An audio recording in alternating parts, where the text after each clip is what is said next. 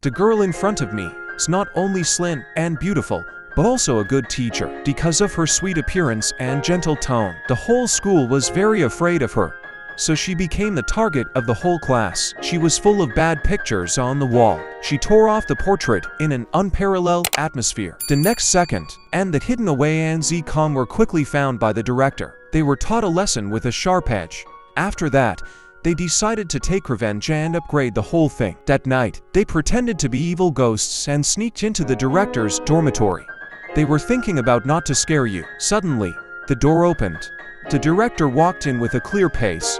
As a result, the director was found to have no head. The two people ran out of the school in a panic. The next morning, a student found a headless woman in the school's flower shop. After the police investigation, the corpse was the director's teacher, but his head has never been found. This matter spread quickly throughout the school. At this time, Wei and Xiaoxiang realized that they had seen the ghost of the director last night. The two people immediately had a cold in their backs. At this time, Wei remembered that she ran too fast last night. Her cell phone fell in the director's dormitory. In order to find her cell phone, the two people specially invited a famous local monk. That's why they dared to enter the director's dormitory. When looking for the phone, Wei accidentally found the image of the evil director at the time. At this time, Wei was very regretful.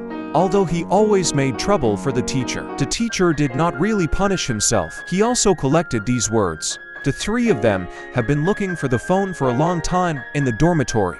So Xiaoxiang called Wei's phone. The three of them followed the sound and looked over. Gassen saw this scene and ran straight away.